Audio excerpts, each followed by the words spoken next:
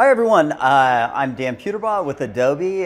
We're here at the New York Times New Work Conference in lovely Half Moon Bay, California, where a California storm has knocked out power for us.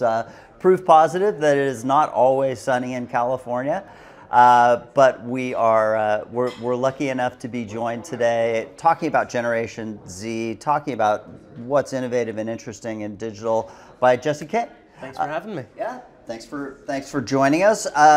Jesse, you do a podcast called 20s Under 20. Do you want to talk about that a little bit? And then I know that you also have a company called Viber that looks at some interesting issues. Yeah, totally. So I'm a freshman in college right now. I started my podcast 20 Under 20s back when I was a junior in high school, and the goal of it was to try and interview the most successful entrepreneurs and leaders to try help and inspire and educate the next generation.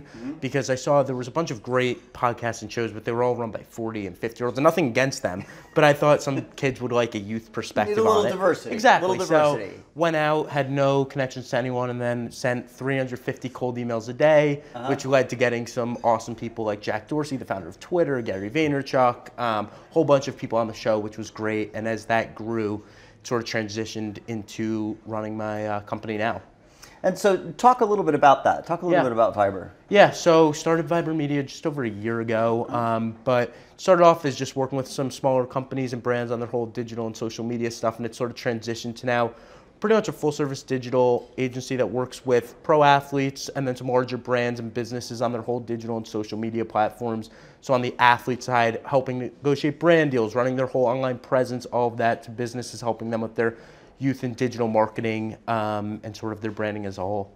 And I guess the idea being, who better to be focused on social media and sort of emerging technology platforms than somebody who is actually in the demographic that they're sort of focused on. Totally, because I think there's dozens, if not hundreds, of similar stuff to what I do. But I think the biggest thing is if you can get a perspective from a younger person who, I live it every day. Like, I spend a majority of my time on those platforms. So I think it's a great perspective that we get to bring, and it's been a ton of fun getting to do it. Yeah. And I do think that I think we've all seen instances where even some congressmen and some older people have sort of been out on social media, using memes in ways that they're not meant to, and it can get pretty cringy. Totally. And so talk a little bit about how you think social and digital is sort of plugging into all of these different things. Yeah, I mean, I think first off, it went from, I think, adoption of some people using it as a way of entertainment to now it's just a way of communication. I mean, you look at the president, and no matter what you think of him, like, he pretty much won his election and communicates with the American people through social media. Right. Like, he uses Twitter to deliver his message all the time. And I think Obama, to an extent, ran his whole campaign on social media. So I think it's huge. I think it now fits in with every business needs to have that perspective. It used to just be a bonus, but I think if you don't have it in the next 5-10 years, you're going to have a serious amount of trouble trying to figure out how to reach your younger consumers, because TV isn't as powerful. Newspaper ads are 20 years ago. Like, I think we're in that way where you got to sort of figure it out. Right. Yeah. Right. Yeah, and I think that that's true. I mean, I don't know if you agree, but I feel like there has been this pivot from, well, I have all of my marketing strategies, and then over here I'm also doing social, to, so my marketing strategy is primarily around social, and I'm also doing some other things. Yeah. I think it's now they have their brand identity and their three major stuff they want to hit on, but now one of their first channels that they send that message through is through social and digital. Right. So, I mean, what would be some of the advice that you would give towards, more old school, forgive the term, employers who are seeing your generation come into the workspace? What do you think? And obviously, I don't want to make you speak for an entire generation of people, but what is your take on what they're looking for, what they value? I think number one, that's a great question, but I think number one is you got to give people in Gen Z a voice. So if you're going to have people in your company, if you have a 60-year-old trying to brand and market to a 17-year-old, that's going to be a little tough. Right. But if you have a 17-year-old in the room or an 18-year-old in the room, you can get a real life perspective on somebody who knows what they're talking about. So I think number one is just listen. And number two, get them involved. Like, you'd be surprised how many kids and teenagers want to get involved in stuff, but either number one, it's fear, or number two, they're sort of blocked out. So I think if you can get into that pattern of both engaging a younger audience and letting them be involved in business decisions, that could be huge. Yeah, I think that's true. And I think that, you know, it is really interesting that I think sometimes younger people will feel a little bit intimidated, which I think is, I completely agree with you. They really need not be. I mean, one of my sort of standard jokes to newer people coming into a company I'm in is, you know, don't worry, nobody's really all that smart. You know, your point of view is absolutely as valid as the next one. Totally. So I guess if I flip that thing then on its head a little bit, you know, what do you what advice would you give to your generation about sort of what it means to join this workforce? I mean, you're a really unusual case in that you sort of already started a business, you know, as you're just going into college.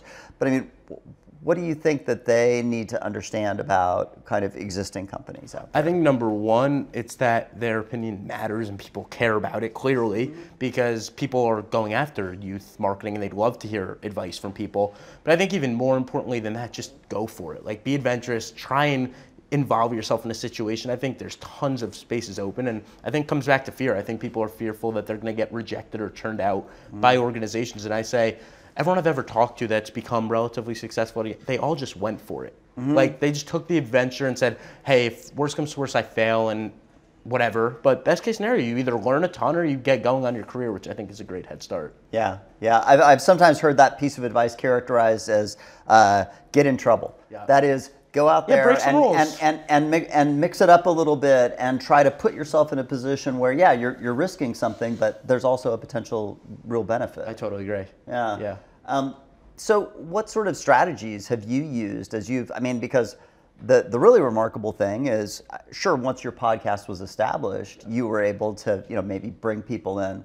But in that first instance, getting people to show up and do that, I mean, I think it's an impressive level of hustle, but, you know, what sort of strategies did you use? It was really hard because I was a 16-year-old junior in high school, and I was just like, hey, I'd love to start a podcast, but, like, now what? And the real reasoning behind it was I wanted to connect with world-class entrepreneurs, and I was like, hey, if I'm 16, I go to them and I say, hey, will you talk to me for 5 minutes? They're going to say no.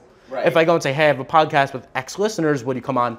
Maybe they'll give me 5 minutes. But I think it was really just not being afraid of rejection, sending 300 cold emails a day, every day for 6 months, and then being grateful whenever somebody said yes and make them feel super valuable, because a lot of times they referred other people. So, like, I interviewed Jack Dorsey, who's the founder of Twitter, and he's like, you should chat with Leslie Berland, our chief marketing officer. So, like, I got both of them to do an interview. So I think it's just doing that, and then building an audience, building a real following that cares about your content and stuff, which was an easy transition from that then to my own business. So how did you, because obviously if you're out there promoting, and I think, by the way, this, I don't mean to overly focus on your podcast, but I think that this goes to kind of the heart of a lot of marketing efforts.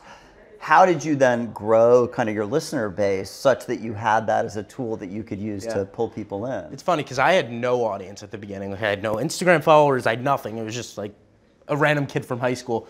I tried to leverage my audience's following. So I went for high level people and tried to get them, and hopefully they'd push it out. But then also just marketing on my end, I realized there was some sort of gap in the market. I'd go to news organizations and say, hey, I got this new take on this person from a Gen Z perspective. Would you like to listen? And I got a decent amount of press and news coverage from that. So I think it was a combination of just finding your unique trait. For me, it was that I was a young entrepreneur, a young podcaster. For other people, it's that they have some other piece of unique info. But I think my demographic of being a 16-year-old sort of had me be unique and stand out from everyone else, which was I just tried to leverage that and my guests as much as I had. So beyond the example of your own podcast and Viber, any other examples of sort of young entrepreneurs that you think are doing really interesting stuff in the space? Yeah, it's funny because a bunch of I'd say my best friends, I probably have 5 closest friends, and they're all entrepreneurs. None of them live by me, and it's nice to get to see them. But Jonah Stillman, who's also here as well, does a really good job with helping brands connect with Gen Z. Got a couple. It's funny. There's so much random stuff that my friends do, but they're all, like one of my friends sells custom socks, but it's a multi-million-dollar business, and like he does, so I think the biggest thing that's making a bunch of my friends and young entrepreneurs successful is they're not letting their age hold them back, because you get told a lot, hey, you're just 18, take it slow, like you'll figure it out, you're already ahead of the game. I think if you're already there, why not just go 10 times harder and keep pushing while I have the leverage of being 18 years old? Because once I'm 20, my age doesn't matter anymore, I don't think. So I think I have 18 more months of really pushing in on it. And if I'm already, like, I don't think I should slow down. I think I should just speed up. Yeah, no, I get that, and I do think there is that sort of like, hey, you're just 18, but that candidly, I think that makes absolutely no sense. If you're being successful, if you're having a moment, if things are going well, then why wouldn't you just double and triple down on that and really try to make it happen? For sure, I totally agree. Yeah. Awesome, Jesse. Well, thanks so much for joining us. Really appreciate it. Totally. And thanks everyone out there for joining us here in Half Moon Bay. And don't forget to follow the Adobe Think Tank at #AdobeTT.